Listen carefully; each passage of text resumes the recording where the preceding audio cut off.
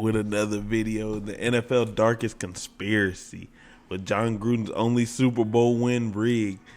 Now, if you've been keeping up with any of football, you know that he had to step down because they found some emails of his. And then them emails, it was from a couple years back, and in them emails, he was saying some crazy stuff. Before we get started, though, make sure you like, comment, share, and subscribe for more reactions like this.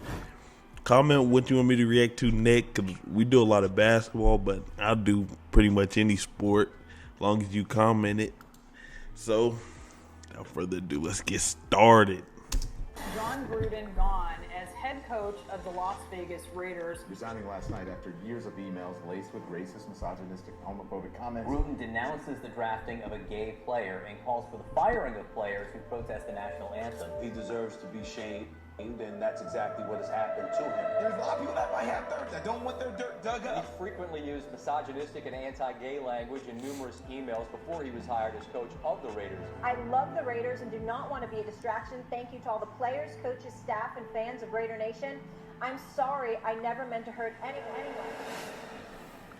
With everything that has been going on in regards to the now former Raiders head coach, Jon Gruden, I felt like now would be an appropriate time to tell you the incredibly sketchy story behind Jon Gruden's only Super Bowl victory. Because this particular Super Bowl, almost 20 years ago, is considered by many people across the league to be a rigged Super Bowl. In fact, less than 24 hours before the See, this don't surprise me though, because it seems like it seems like every single like major sport is rigged in some sort of way. But there's been so many you'll have so many scandals going on in the NFL. I wouldn't be surprised if it was rigged.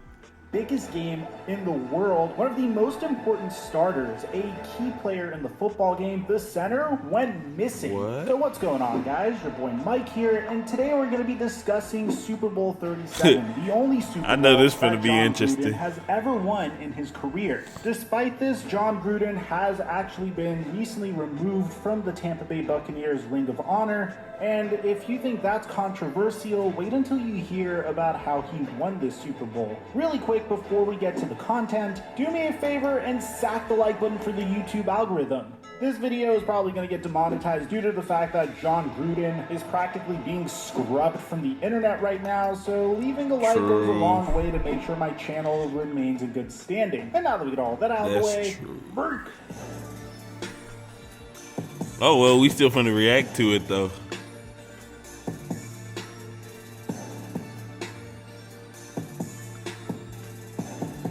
That's like I heard it was like 9 years ago, but I don't know how much time it was with the emails. But it's crazy, man. People really they dig up all your stuff from way back when. But I mean, cause who am I trying to think of? Cause I was talking about this yesterday, to be honest with you. I was saying a lot of people in the early 2000s, whatever, would have got canceled.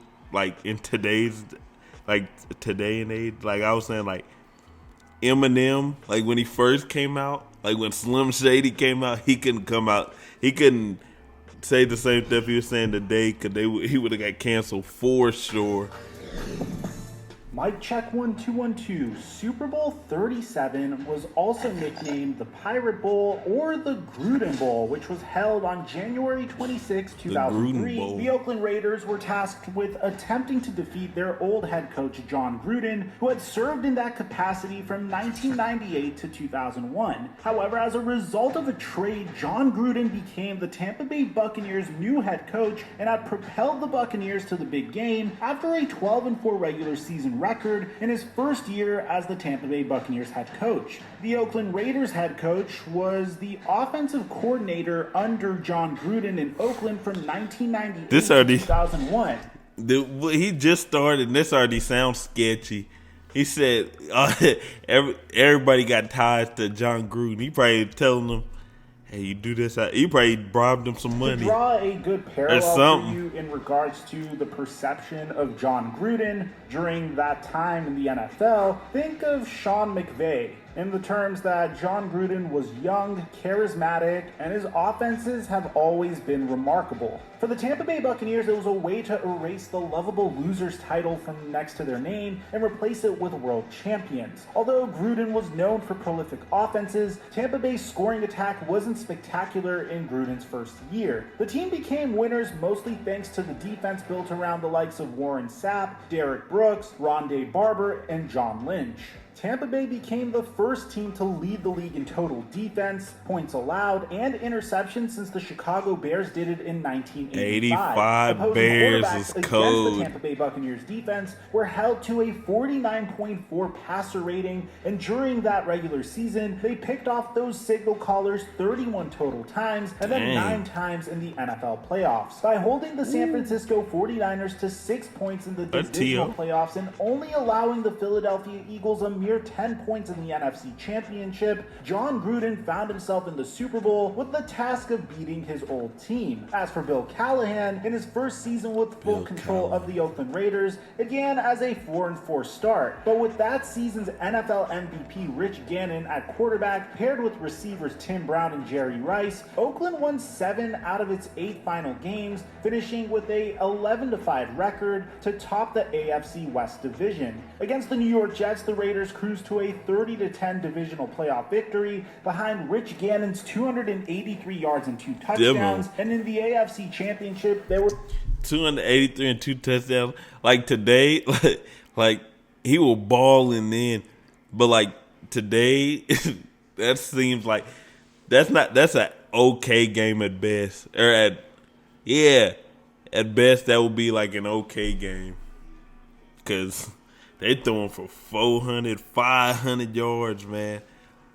Like, consistently. Another veteran team, the Tennessee Titans, as only 4 starters on both of those squads were rookies. With only 31 seconds left in the third quarter, the Titans only trailed by 3 points, 27-24. But Rich Gannon carved up Tennessee's defense to score with 11 minutes left in the fourth quarter and scored again while milking all 6+ minutes that remained in the game, winning 41-24. It is now 2 days before the Super Bowl in January of 2003. It was after 10 p.m. on Friday, January 24th, and the Raiders starting center Barrett Robbins was dropped off at La Jolla Hyatt Hotel right in time to make the 11 p.m. team curfew. His wife Marissa remained in the car as she would be taken to a different hotel where the players' families were staying. The next morning, Marissa Robbins received a call from a member of the Oakland Raiders staff.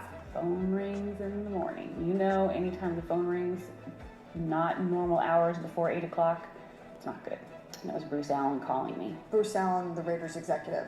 Yes. Bruce Allen, who called her and said, "Where's our guy?" The staffer went on to explain that her husband was in his room at bed check that Friday night, but had not attended the Saturday morning team meeting, and no one had heard from him either. She was not completely shocked that her husband was unaccounted for, as he had struggled with mental illness for years. While Barrett was at TCU, he had been diagnosed with depression, and during his second season with the Raiders, team personnel had found him wandering around the team hotel in Denver, confused and out of it. It was Saturday night, and Pro Bowler Barrett Robbins arrived back at the team hotel. Team executive Bruce Allen recalled that when Robbins finally showed back up, he was very disoriented and had even mumbled something about winning the Super Bowl. He had told me that he was so excited that we had won the game, and he asked to catch a plane for the Pro Bowl in Honolulu the next morning.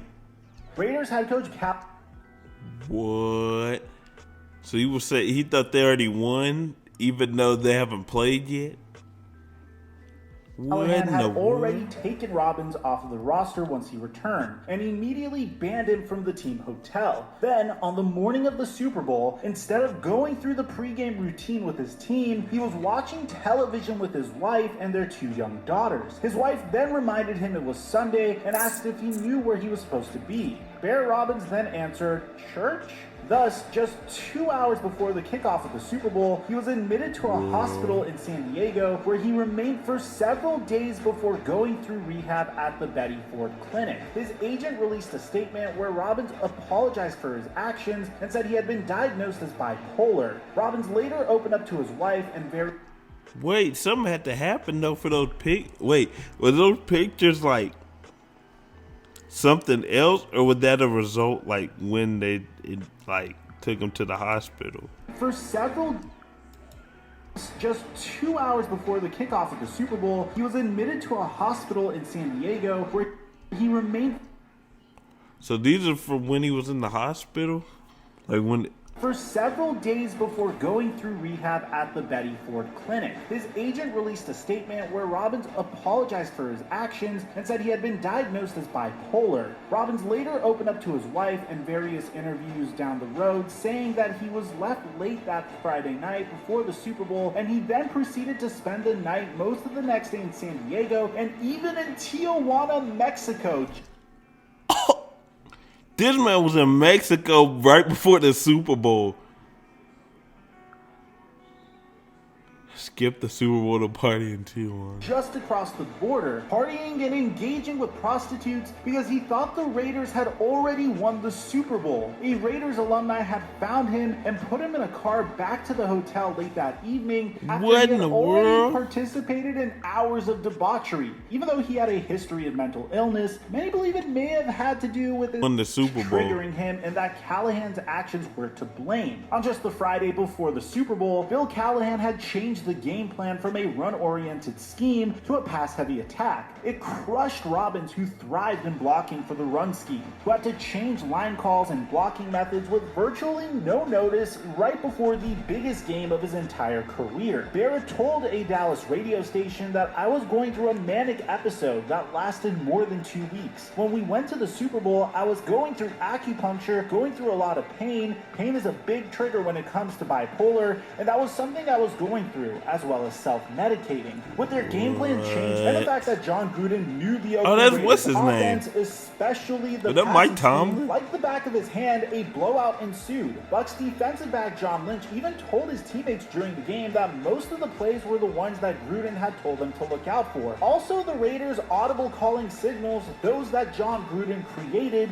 had not been changed at all. Early in the first quarter, the Raiders had an interception against Buccaneers quarterback Brad Johnson. However, as they attempted to drive, Simeon Rice sacked Rich Gannon and Oakland was forced to kick a field goal. The Buccaneers then tied the game 3-3, and late in the first quarter on third down, Tampa Bay's Dexter Jackson picked off a Rich Gannon pass and returned it to near midfield. 9 plays later, the Buccaneers converted another field goal and the score read 6-3. Bucs would then pull ahead 20-3 at the half, then points were added with a pair of touchdowns via a 2-yard run from the fullback Mike Allslot and a 77-yard drive that ended in a 5-yard pass to Keelan McCardell. Later, Dwight Smith intercepted Gannon and returned it for a 50-yard touchdown, and Tampa Bay would win their first Super Bowl with a 48-21 victory. That's crazy. And Tampa Bay's radio announcer declared, "The dagger is in it. We're going to win it all." Tampa Bay had forced 5 turnovers in the game, all of which being Rich Gannon interceptions,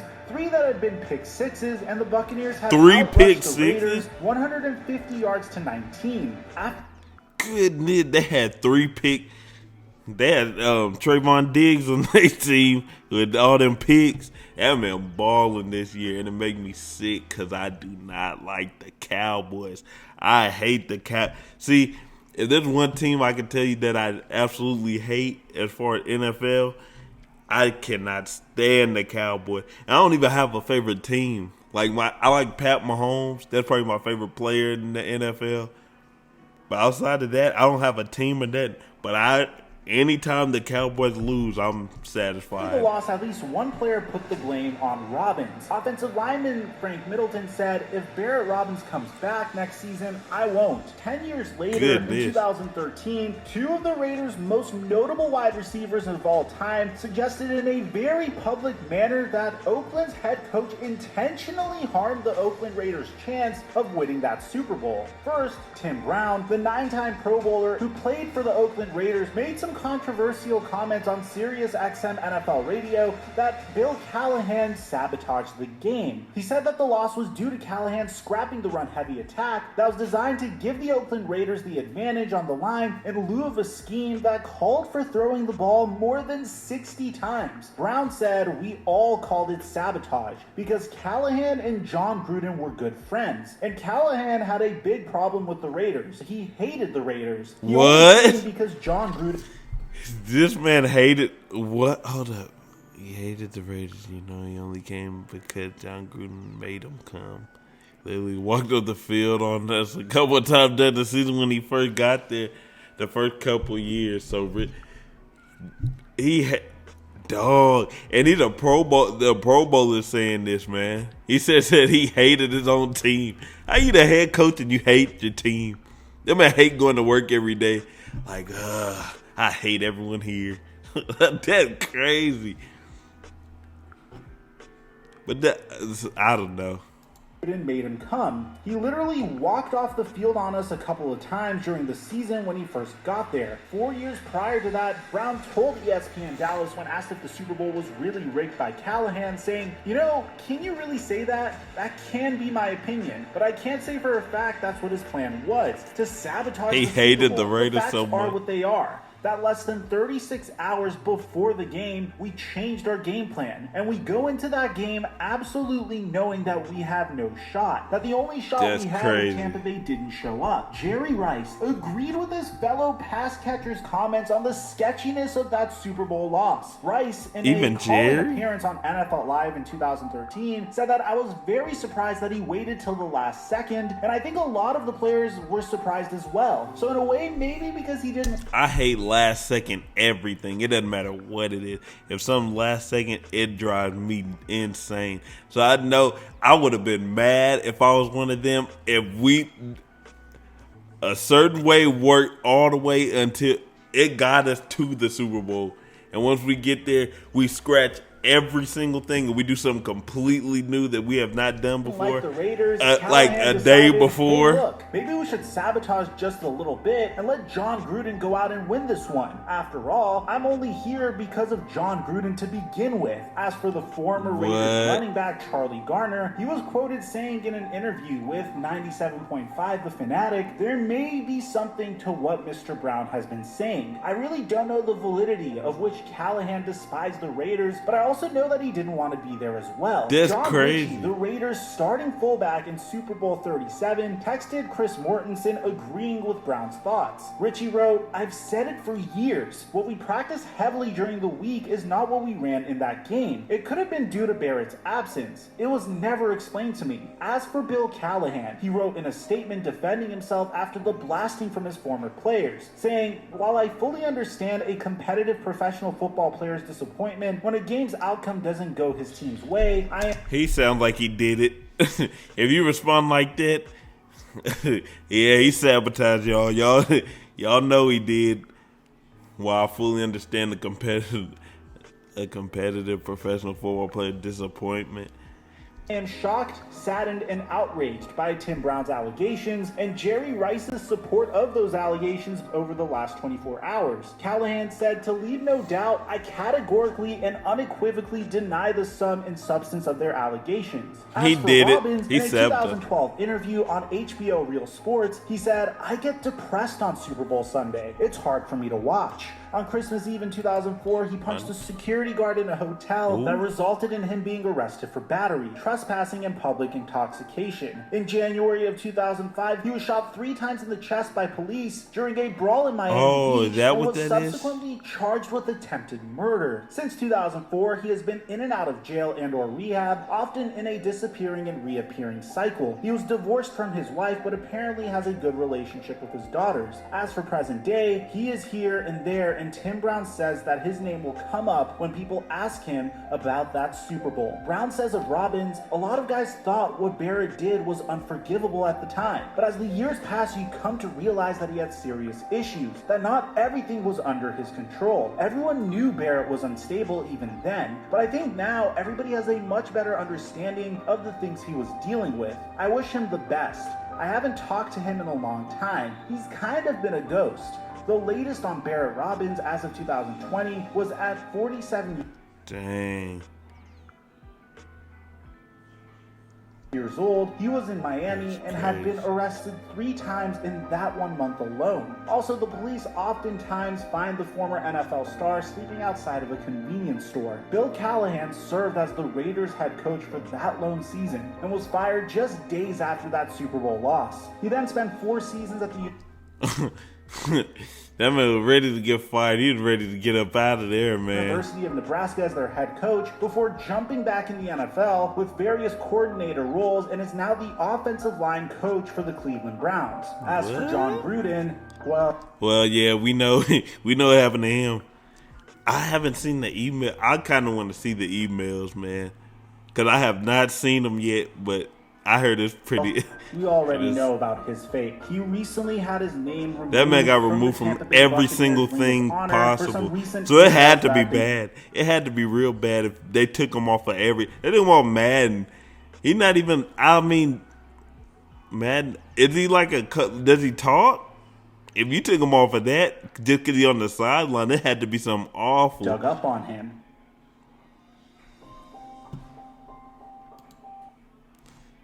Man, that's it for the video. Make sure you like, comment, share, and subscribe for more videos like this, more reactions like this. I'm not gonna lie, this was crazy. That's it for it. See you next.